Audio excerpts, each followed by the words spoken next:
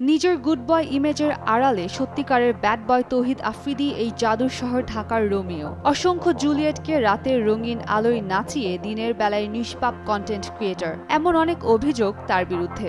মাই টিভির মালিক বনে যাওয়া নিজের বাবার ক্ষমতা কাজে লাগিয়ে হাসিনার মন্ত্রী আনিসুল কামালের আশ্রয়ে বিভিন্ন প্রতারণার সঙ্গে জড়ান তিনি।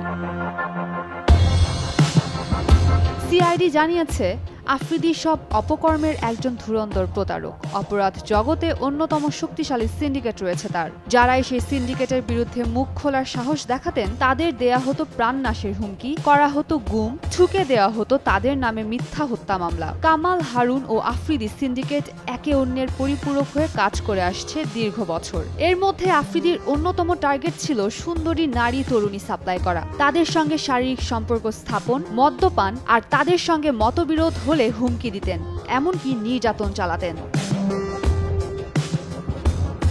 2021 সালের 26 এপ্রিল গুলশানের একটি ফ্ল্যাট থেকে আলোচিত মুনিয়ার মরদেহ উদ্ধার করে পুলিশ। সে ঘটনার মামলায় বসুন্ধরা গ্রুপের এমডি সাইম সোভান আনভির সহ 8 জনের বিরুদ্ধে উদ্দেশ্যপ্রণোদিতভাবে মামলা করা হয়। তৌহিদ আফ্রিদির ভাইরাল অডিওতে মুনিয়া হত্যায় জড়িত থাকা সহ নানা নিষ্ঠুরতার প্রমাণ মেলার বিষয়ে সিআইডি জানায়, তার বিরুদ্ধে এক নারীকে দেয়া হত্যার হুমকি ইঙ্গিত করে মুনিয়া হত্যায় আফ্রিদির সংশ্লিষ্টতা। সূত্র জানায়, আরেকটি অডিও রেকর্ডে মুনিয়ার সঙ্গে তার গোপন সম্পর্কের কথা প্রকাশ পায়। হ্যাঁ, কোথায় তুমি? অফিস কাজে। অফিস থেকে গাড়ি চালাও? না অফিস। আচ্ছা, তো এখন কি করবো বলো একটু? কি করবো মানে বুঝিনি। মানে আজকে দেখা করবেন আমার সাথে একটু? আর লাশ উদ্ধারের পর আফ্রিদিকে আড়ালে রেখে ঘটনা অন্য খাতে প্রভাবিত করে অর্থ উপার্জনের জন্য সবকিছুই করেছেন ডিবি হারুন ও আসাদুজ্জামান খান কামাল। তাদের সঙ্গে একই সুরে সুর মিলিয়েছেন সাবেক আইনমন্ত্রী আনিসুল হকও। এরই মধ্যে সিআইডির পুলিশ পরিদর্শক জানিয়েছেন, আফ্রিদির কাছে থেকে মোবাইল, হার্ড ডিস্ক ও ম্যাকবুক জব্দ করা হয়েছে। জব্দকৃত 3টি ডিভাইসে ফরেনসিক পরীক্ষার প্রক্রিয়া চলছে।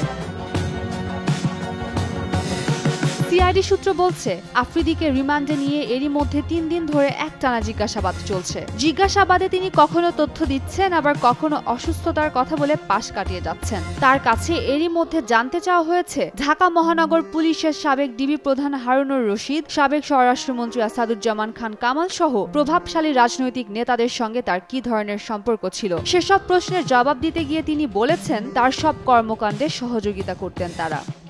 Desk report, Daily Sun.